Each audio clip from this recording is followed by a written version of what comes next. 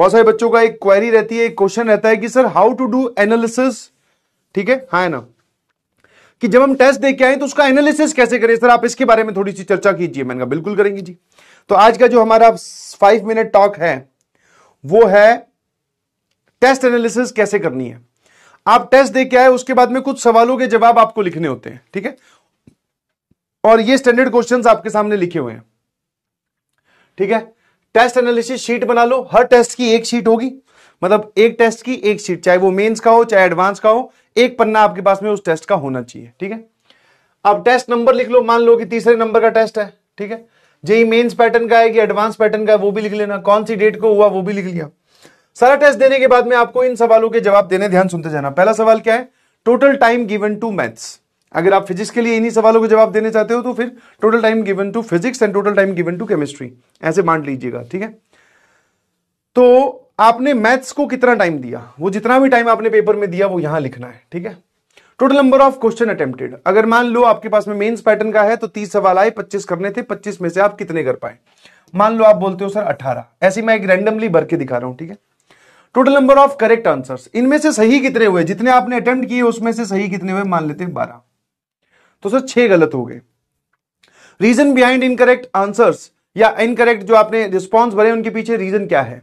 मान लेते हैं कि आपका सवाल नंबर 5, सवाल नंबर 11 और सवाल नंबर 21 और कुछ और भी लिख लो, सवाल नंबर 17, सवाल नंबर 18 और सवाल नंबर 2, 1 2 3 4 5 6 जो आपने अटेम्प्ट किए उनमें से ये 6 गलत हुए। इनके आगे आपको रीजन लिखना है, व्हाट इज द रीजन। हो सकता है सर कैलकुल एरर, हमने कैलकुलेशन एरर कर दिया, रॉन्ग फॉर्मूला लगा दिया सर, ठीक है, हाँ ना, क्वेश्चन की लैंग्वेज हमने मिस रीड कर दी। मिस रीड मतलब कि पूछा कुछ और था, बता हम कुछ और आए। तो जो भी कारण है वो ऐसे लिख दीजिए, समझ गए, ताकि जब आप इस शीट को देखें तो यू नो द हर एक सवाल गलत जवाब का आपके पास में एरर रहे, मतलब रीजन रहे, समझ गए। तो ये वाला पार्ट डन हो गया। मिनिमम नंबर ऑफ क्वेश्चन जो सही हो ही जाने चाहिए थे। पेपर के वक्त तो आपको ये बात नहीं पता चलती, बट धीरे धीरे जब आप इस पे प्रैक्टिस करोगे, जब आप इसमें उतर जाओगे, एनालिसिस करने लगोगे, तो धीरे धीरे आपको सवाल के पेपर के अंदर भी ये बात पता चलेगी कि आपको कितने सवालों के जवाब पेपर के अंदर ही दे देने थे।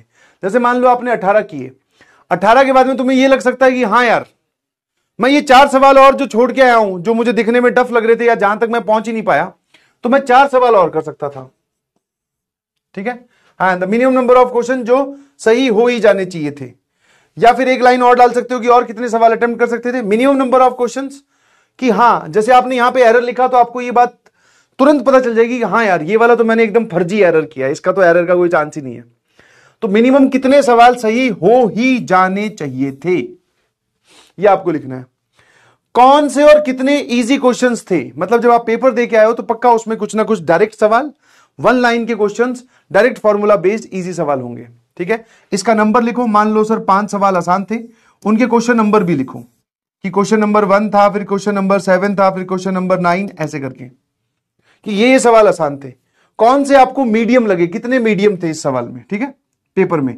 मान लेते हैं सर हमें 7 मीडियम लगे और फिर जो जितने भी बचे वो सारे के सारे हमें टफ लगे, ठीक है। तो जब आप ये पूरी एक शीट तैयार करोगे तो आप पूरे पेपर का एनालिसिस एक पेज पे लिख दोगे, है ना।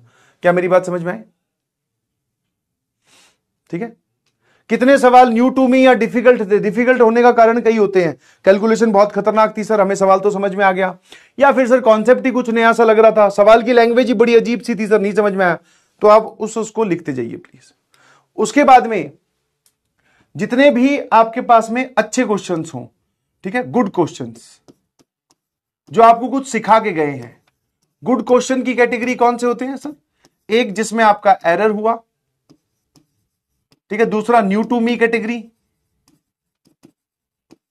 ठीक है, एरर होने वाले न्यू टू मी, या फिर एक बढ़िया की सर इसमें कैलकुलेशन बहुत जोरदार लग रही थी कि आगे अगर मुझे अपने आप को मेन से एडवांस की कैलकुलेशन के लिए प्रिपेयर करना है तो ये सवाल मेरे को वहां तक मदद करेगा, ठीक है। तो ऐसे करके आप उन क्वेश्चंस का एड्रेस लिख लो। एड्रेस मतलब कि क्वेश्चन पेपर नंबर तो आपने लिखा ही हुआ है कि क्वेश्चन नंबर 7 में एरर हुआ था, क्वेश्चन नंबर 10 में मुझसे एरर हुआ था, न्यू टू मी मान लेते हैं क्वेश्चन नंबर 11 है, ठीक है, हाँ है ना। तो मेरे ख्याल से ये सब सेट हो गया, बस ये आपकी एनालिसिस तैयार होगी। अब इसके बेसिस पर आप अगली जब पेपर में जाओगे तो इस शीट को एक बार देख के जाइए। अच्छा, क्योंकि आपको बेसिकली अपने आप को ही समझाना है। जिस दिन आप ये गेम समझ गए, जिस दिन आप ये खेल समझ गए कि आपको कोई बचाने नहीं आने वाला है, कोई आपको वहां पास बैठकर समझाने नहीं आने वाला है, कोई आपका हाथ पकड़कर आपको मंजिल तक ले जाने वाला नहीं आने वाला है, आपको सिर्फ गाइडेंस मिल सकती है, सपोर्ट मिल सकता है, मोटिवेशन मिल सकता है, करना आपको खुद ही है। तो जब खुद ही करना है तो फिर खुद ही खुद को समझाए ना, दूसरों की हमें जरूरत ही क्यों पड़े। मन का सत्य वचन। और खुद ही खुद को कब समझाओगे? जितनी जल्दी, जितनी ज्यादा आप अपनी गलतियां नोटिस करोगे कि अरे यार ये नहीं करना था, अरे यार ये मैंने गलत किया, तो ये जितनी भी तुम्हारे अरे यार मूवमेंट है, ये सारी की सारी शीट पे होनी चाहिए, ताकि जब आप अगले पेपर में जाओ, मान लो ये शीट एनालिसिस है टेस्ट नंबर 3 की, आप टेस्ट नंबर 4 में मूव कर गए अब, तो एक बार इस शीट को देख जाओ कि हाँ यार पिछले टेस्ट में मैंने 18 सवाल किए थे और 4 ऐसे फर्जी सवाल छोड़ दिए थे जो कि हो जाने चाहिए थे। तो आपने अपने दिमाग तक खुद ही एक सिग्नल पहुंचा दिया कि भाई इस टेस्ट में भी कुछ आसान सवाल होंगे जहां तक मुझे पहुंचना है। तो अपने आप को खुद पुश करेंगे। क्या मेरी बात समझ गए? है ना? ठीक है, ठीक है ना? ये भी लिखना, इसमें एक चीज और लिख लेना, एक तो गुड क्वेश्चन वाला लिखना है, ठीक है, कि आपको इस टेस्ट में गुड क्वेश्चंस कौन से लगे वो वाले, और दूसरा क्वेश्चंस नंबर, मतलब कितने और कौन से एंड कितने क्वेश्चंस ने आपका टाइम वेस्ट करवाया।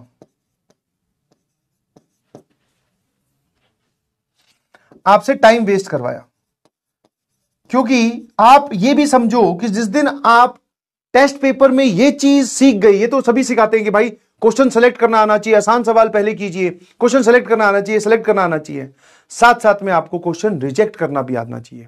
आप मैथमेटिक्स के स्टूडेंट हो, मैं आपको अगर मैथ्स की भाषा में बताऊं तो there is called as bisection method.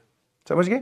Bijection method में आपको कुछ चीजें पूछी गई, टोटल आपको पता है, आपसे कुछ चीजें पूछी गई, आपने क्या किया, टोटल निकालने का एक तरीका, मतलब जो रिक्वायर्ड है वो निकालने का एक तरीका, जो जो पूछा है वो बता दो, या टोटल में से जो नहीं चाहिए, जो रिक्वायर्ड नहीं है वो हटा दो, जो बचा वो रिक्वायर्ड है। मैं क्या समझाने की कोशिश कर रहा हूं कि आपको सवाल भी छोड़ने आने चाहिए। This is the most important technique. हो सकता है पेपर में एक सवाल जानबूझकर case making, difficult, lengthy calculation वाला डाला गया हो, आप उसमें फंसे हुए हो, तो आपको वो छोड़ना भी आना चाहिए। और वो कैसे छोड़ोगे? जब आपको ये बार बार अपने आप हर शीट में दिखाई देगा कि आपने कितने और कौन कौन से क्वेश्चंस में टाइम वेस्ट किया, कि सर हम उसके कुश्ती करने में लगे हुए थे, उलझे हुए थे भाई, कि बोले इसका तो जवाब निकाल कर ही छोड़ूंगा। जब हम ऐसा कर रहे थे तो हमारा टाइम बहुत वेस्ट हुआ। बाकी जो पिछले सब्जेक्ट, मतलब आगे आने वाले सब्जेक्ट्स थे, उनमें कुछ आसान सवाल थे, जो बेचारे ऐसे ही बैठे थे, बोले आओ टिक करो, सॉल्व करो, नंबर पाओ, आगे बढ़ो। हम उन सवालों तक पहुंच नहीं पाए बिकॉज ऑफ दीज क्वेश्चंस। तो ये भी आपको एक कैटेगरी पता होनी चाहिए। इस काम को आप मिनिमाइज करते जाओ कि हाँ भाई मैं अपना टाइम कम से कम वेस्ट करूंगा पेपर के अंदर। क्या मेरी बात समझ गए? है ना? Is this clear to everyone?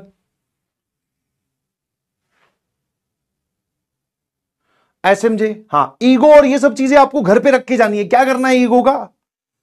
तुम एक चीज समझो ना भाई, जब तुम पेपर दे के आते हो, सब लोग, रिजल्ट सेलिब्रेशन भी होता है, और जब भी कोई चीजें होती है तो आपकी रैंक दिखाई जाती है, या रैंक ही सामने वाला पूछता है, हाँ भाई कितनी रैंक आई, कौन सा आईआईटी मिल रहा है, कौन सा एनआईटी मिल रहा है। आईआईटी, एनआईटी और ब्रांच आपकी रैंक डिसाइड करती है। एक मिनिमम नंबर आपके तीनों सब्जेक्ट में हो तो अच्छी आती है रैंक। बट ये थोड़ी पूछता, बता भाई तेरे मैथ्स में कितने आए, बता तूने मैथ्स में वो इस पेपर में सबसे डिफिकल्ट क्वेश्चन था वो तुझसे हुआ कि नहीं। कभी देखा कितने इंटरव्यू सुन लिए, कभी किसी ने ये पूछते देखा? नो। तो थोड़ा सा आप सेलेक्टिव बनो कि हाँ यार हमारा गेम क्या और हमें टारगेट क्या करना है। ये नहीं है कि आप, पता चला कि सर मोस्ट डिफिकल्ट क्वेश्चन आए हुए थे मैथ में 5, हमने पांचों के पांचों सही कर दिए, 5 × 4 20 नंबर तो तुम्हारे आ गए। अच्छी बात है, तुम्हें नॉलेज है। अगर नॉलेज के बेसिस पर आईआईटी एनआईटी मिलती तो फिर शायद कंपटीशन अलग लेवल पे जाता, या फिर कंपटीशन का एक अलग बोल सकते हैं ढंग होता कि हाँ भाई इसको नॉलेज बहुत है। समझ में आएगी? नहीं समझ में? आपको अगर आपकी नॉलेज ही चेक करनी होती तो बेटा आप रिटन टेस्ट नहीं लेते आईआईटी वाले, आपसे इंटरव्यू लेते। फिर बोले आ जाओ सामने बैठ जाओ, बोले क्या आता है, कौन सा चैप्टर आता है, बोले सर मुझे तो ना, मुझे फिजिकल केमिस्ट्री सर पूरी आती है, मैंने 50 किताब पढ़ दी है। तो वो ठीक है, तुमसे फिजिकल केमिस्ट्री के सवाल पूछे, इन डेप्थ जा जाके पूछे। तो नॉलेज होनी चाहिए, that is the requirement. But that is not the only requirement. आपको उस नॉलेज को रैंक्स में या मार्क्स में कन्वर्ट करना भी आना चाहिए, जो कि आप धीरे धीरे टेस्ट से सीखेंगे। समझ में आया? और जो बच्चे टेस्ट नहीं दे रहे, मेरी उनसे हाथ जोड़कर एकदम बोलते हैं ना हाथ जोड़कर एकदम सविनय निवेदन है, जो बचपन में हम लिखते थे कि प्लीज टेस्ट देना स्टार्ट कीजिए। आप अगर अपनी तैयारी बहुत वेट कर रहे हो कि जिस दिन मेरी तैयारी पूरी होगी उस दिन मैं टेस्ट दूंगा या दूंगी, तो वो दिन तो कभी नहीं आने वाला। जिस दिन तुम जेई मेंस का और जेई एडवांस का पेपर देने जा रहे होंगे, तब भी आपको ये बात फील हो जाएगी, महसूस हो जाएगी कि हाँ सर, आज भी मेरी तैयारी जो है वो फुलफिल्ड या 100% नहीं है। तो हमें आधी अधूरी तैयारी के साथ ही मैदान में उतरना होता है और यही हमें सीखना है। ऐसे मुझे लिखकर भेजिएगा प्लीज।